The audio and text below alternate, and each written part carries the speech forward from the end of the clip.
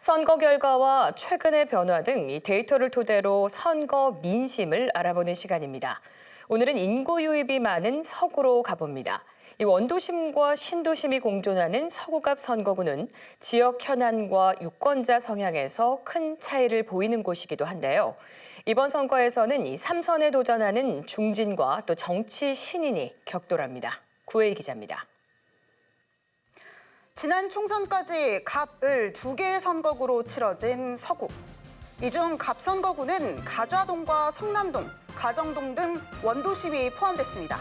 여기에 청라 1, 2동 등 경제 자유구역이 함께 반영됐습니다.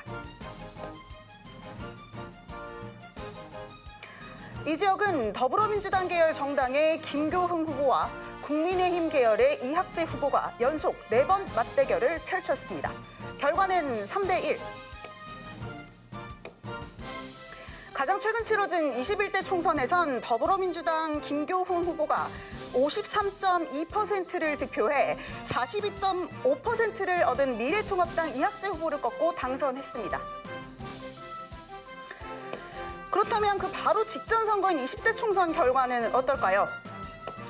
20대 총선에선 이 새누리당 이학재 후보가 44.4%를 얻어 이 38.2%를 득표한 더불어민주당 김교훈 후보를 제치고 당선했습니다. 앞서 19대와 18대 총선에서도 이학재 후보가 당선해 3선 고지를 밟았습니다. 김교훈 후보는 17대 총선에서 당선한 바 있어 이번이 3선 도전입니다. 그렇다면 지역별 표심은 어땠을까요? 21대 총선 투표 결과를 한번 분석해 봤습니다. 먼저 경제 자유구역이자 신도시인 청라 1, 2동입니다. 더불어민주당이 58.8%, 미래통합당이 36.6%를 얻었습니다. 표차는 22.2%포인트 차이입니다. 이 서구 갑선거구 가운데 가장 큰 격차를 보였습니다.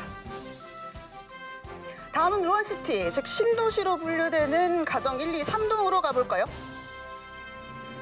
더불어민주당이 51.8%, 미래통합당이 44.3%를 얻었습니다. 7.5%포인트의 차이로 청라보다는 격차가 줄었습니다. 그 다음은 루안시티 일부와 원도심으로 구성된 신현 원창동입니다. 더불어민주당이 49.9%, 미래통합당이 45.9%로 격차가 4%포인트로 줄었습니다. 지금부터는 본격적인 원도심으로 가봅니다. 먼저 성남 1, 2, 3동입니다. 더불어민주당이 49.4%, 미래통합당이 46.4%를 얻어 득표차는 3%포인트 격차가 가장 적었습니다. 마지막으로 가자 1동부터 4동까지 민심을 살펴보겠습니다. 더불어민주당이 50.3%, 미래통합당이 45.6%를 득표해 4.7%포인트 차이가 났습니다. 그렇다면 이번엔 2년 전 치러진 대통령 선거로 가봅니다. 20대 대선의 민심은 어디로 향했을까요? 20대 대선에선 이 국민의힘 윤석열 후보가 46.2%, 그리고 더불어민주당의 이재명 후보가 45.4%로 더불어민주당 이재명 후보를 윤석열 후보가 0.8%포인트 앞섰습니다. 이번에는 선거에 가장 큰 영향을 미친다고도 볼 수 있는 인구 변화를 한번 살펴보겠습니다. 서구 갑 선거구 인구수는 26만 2천여 명, 지난 2016년이죠. 그리고 2020년 26만 9천여 명으로 또 늘었습니다. 특히 지난해에는 27만 8천여 명으로 선거구 상한선에 육박했습니다. 이 선거구 획정으로 서구가 3개 선거구로 늘면서 이번 선거에서 청라 1, 2동을 서구 을 선거구로 넘겨줬습니다. 세대별 인구수도 살펴보겠습니다. 이 서구 갑 지역은 세대 인구가 이렇게 고르게 증가하는 추세입니다. 20, 30대 인구는 7만 2천 명대에서 이렇게 7만 4천 명대로 늘었고 40, 50대 인구도 8만 7천 명대에서 9만 3천 명대로 증가했습니다.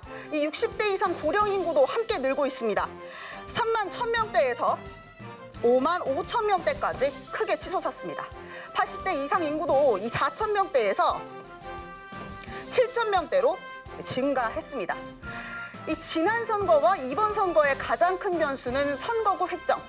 더불어민주당의 최대 강세 지역이었던 청라국제도시가 을선거구로 넘어가면서 이 선거 결과에 어떤 영향을 미칠지 주목됩니다.